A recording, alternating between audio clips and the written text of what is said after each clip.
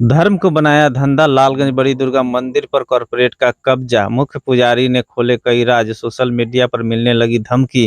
वैशाली जिले के लालगंज गुदरी बाजार में स्थित बड़ी दुर्गा मंदिर के पूर्व मुख्य पुजारी मणिकांत मिश्रा का वीडियो कई दिनों से सोशल मीडिया पर वायरल हो रही है।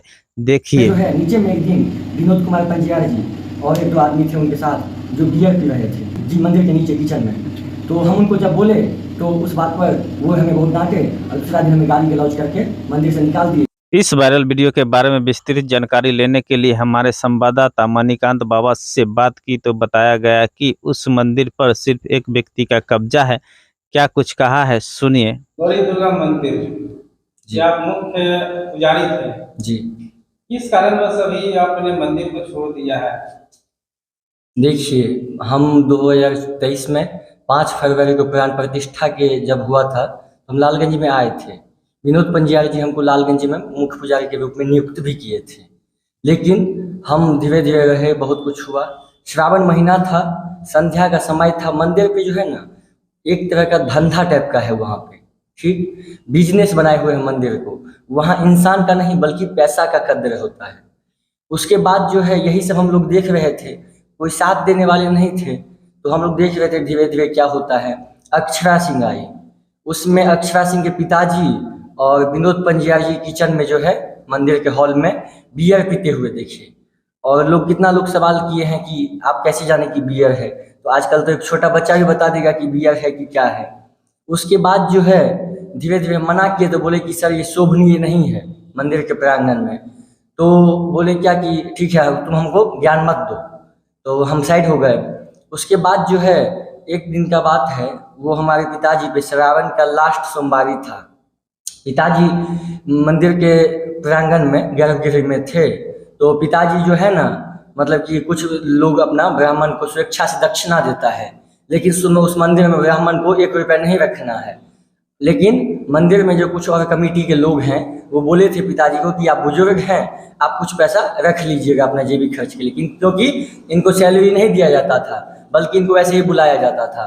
उसके बाद क्या हुआ कि संध्या का बहुत बेइज्जत के सबके सामने में दोपहर के टाइम में पिताजी को पैसा लेते हुए देख लिए, वो भी 45 रुपया मात्र। उसके बाद जो है बेइज्जत किए, संध्या में आरती हो गया। उसके बाद जो है हमारे पिताजी बैठे हुए थे, प्रसाद ग्रहण करके हमको बुलाए साइड में, मंदिर के बाएं बगल में गेट है वहाँ पे। बोले बउआ यह जो है ना बहुत अच्छा स्थान नहीं है, यहाँ पे 10 प्रकार का धंधा होता है, यहाँ बहुत देह का भी व्यापार होता है वहाँ पे। अच्छा, मंदिर के नाम से कोई ट्रस्ट बना है या जो ऐसे ही चल रहा है? कुछ नहीं बना हुआ है सर। विनोद पंजियार अकेले मंदिर के मालिक बने हुए हैं, उनका अकेले हस्तक्षेप होता है मंदिर में, ब्राह्मणों पे अत्याचार करते हैं।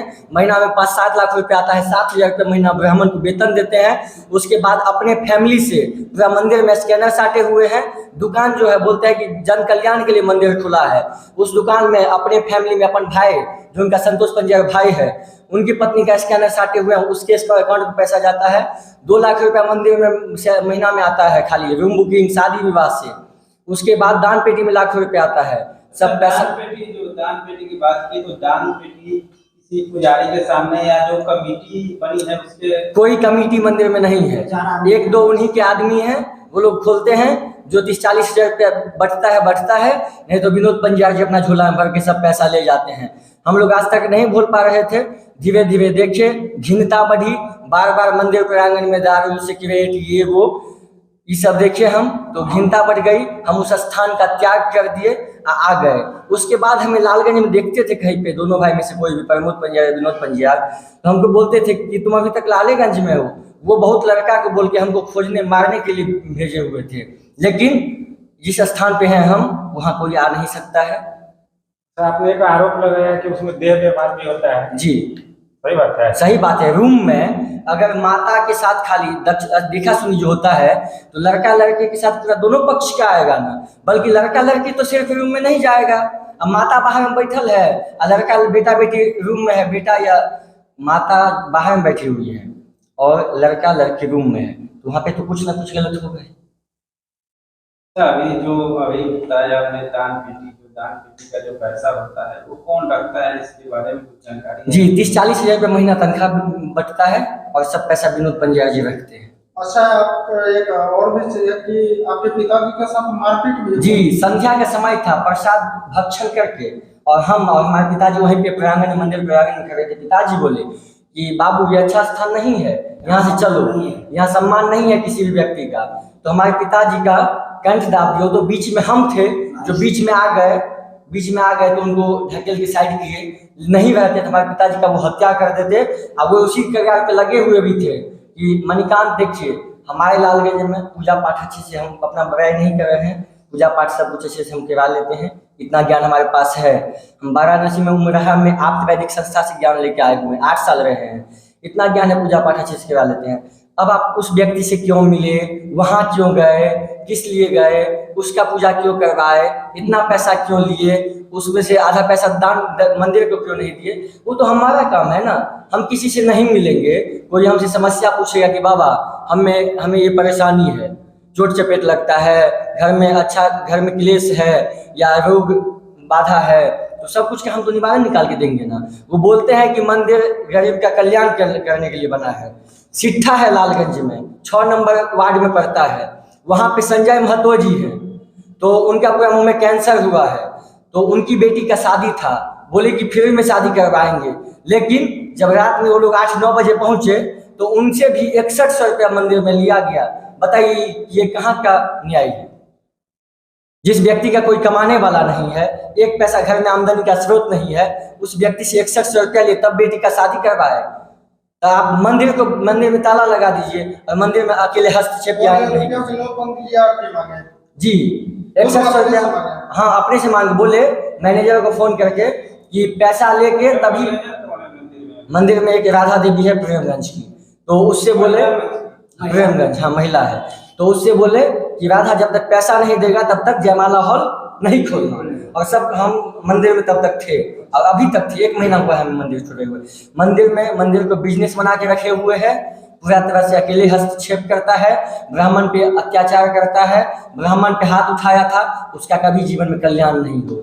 अच्छा, जो पैसा जो लोग देता है जी जिसमें शादी विवाह के लिए, तो उसका रसीद काट के देता है? रसीद कटता है, लेकिन कोई अगर मांगेगा हिसाब तो उसके साथ ही विवाद कर लेगा। अच्छा, विनोद पंजाब आप लोग से इतना नफरत काहे करता है? ऐसा तो कुछ नहीं है कि कुछ उन लोगों का राज आप लोग पाकर रखे हुए हैं? देखिए विनोद पंजाब हमसे नफरत इसीलिए करता है, जो व्यक्ति जैसा रहता है ना उसी सोच से सबको देखता है।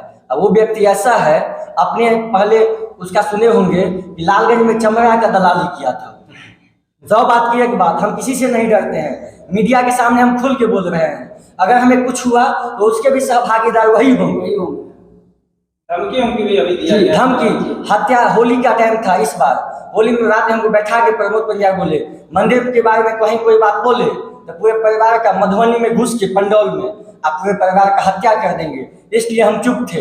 लेकिन धीरे धीरे आत्मविश्वास बढ़ा, बोले कुछ होगा ही ना, कोई बात नहीं है, लेकिन मंदिर में हम गलत नहीं होने देंगे, हमको मंदिर से प्रेम है, बहुत है, इसलिए हम लालगंज में हैं, नहीं तो आमदनी के लिए हम लालगंज में, पैसा के लिए नहीं है। आपके साथ जो दुर्गा मंदिर है, लालगंज की बड़ी दुर्गा मंदिर, जी, जी आप पुजारी के लिए कुछ दिन काम किए जी, इसके दरमियान आपके साथ क्या घटना घटी? जी हमारा बेटा है, पुत्र है मणिकांत मिश्रा, वो वहाँ पर रह रहा था। हम तो कुछ दिन के बाद चले गए, वही अपमान हुआ कि आप पैसा क्यों लेते हैं जजमान से, अगर लेते हैं तो दान बॉक्स में गिराइए।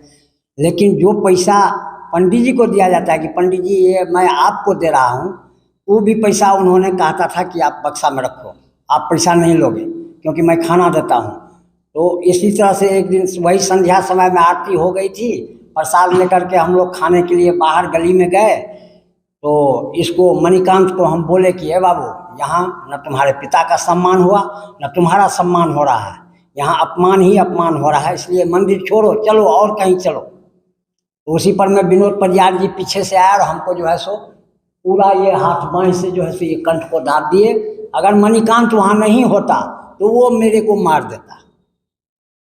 उसके बाद ये छोड़ाने के बाद में जो है सो फिर वो बाद में सुबह में गलती उलती माना, लेकिन हम तो आप ऐसा क्यों बोले कि यहाँ सम्मान नहीं होता? इसलिए कि वो सबको गाली बकता था। जी जी जी गाली बकता था, हमको भी गाली बकता था। मणिकांत कोई गलती कर लिया, मान लीजिए बचपना है, ठीक है, कहीं कोई गलती हो गया, कोई संगी साथी अपना साथी सब बैचलर अपना सब खोजता है, हम बूढ़े हैं तो हम बूढ़े के साथ में बैठते हैं, ये बच्चा है तो बच्चा अपना बैच खोजता है।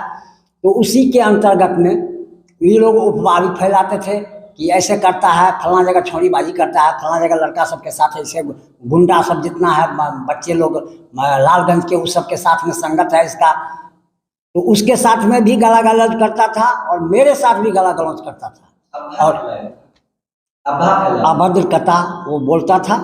और इसी बीच में जो है सो उस दिन के बाद से हम आए तो उससे हमको कोई मतलब नहीं है, हम मंदिर पर रहते भी नहीं थे, अपना इससे बात करते थे, भेंट करते थे और हम पुनः वापस चले जाते थे। यही अब समस्या। क्या दिक्कत है, अब क्या आपको उनसे दिक्कत? अब उनसे दिक्कत यही है कि वो सबको भेजते हैं कि भाई खोजो कहाँ है, यहाँ क्यों रह रहा है ये बुढ़वा और ये इसका बेटा। लालगंज उनके पिताजी का लिखा हुआ रजिस्ट्रेशन है क्या, कहीं से भी जो है उनके अपने गुर्गे को भेजते हैं कि पता करो। जी जी जी, अपने गैंग को भेजते हैं जी, यहाँ क्यों हो, बात करते हैं, भेंट करते हैं, ये सब करते हैं, लोग को भेजते हैं कि जाके उसको देखो क्या कर रहा है। ये सब समस्या है। अब मणिकांत जी मंदिर छोड़ दिए हैं, अब वो अलग में अपना ऑफिस खोले हैं, कार्य का अपना सब काम कर रहे हैं, किसी का निवारण कर रहे हैं, जो जिसको कष्ट है उसका निवारण किया जाता है, पूजा पाठ जब ये सब होता है, हवन होता है, यही सब में अब दोनों बापुत लगे हुए हैं। जिला प्रशासन को आवेदन दिए हैं कि जी नहीं दिए, नहीं दिए क्योंकि उसका वर्चस्व है, नहीं दिए। जो धमकी मिल रहा है उसके खिलाफ आपने प्रशासन को कहीं आवेदन लिखित में दिए हैं? प्रशासन उनका है, प्रशासन उसका है तो लिखित में एक आवेदन देना चाहिए। प्रशासन के सामने ये गलती है। देखिए नहीं, आलोक चतुर्वेदी के साथ क्या हुआ है, यानी प्रशासन में भी भरोसा नहीं है कि जी नहीं जी नहीं। इस टाइप के दबंग है कि लोग हाँ, उनके पास पैसा है, वो कहीं भी किसी को भी खरीद सकते हैं। आपका क्या नाम? सुरपति नाथ मिश्र।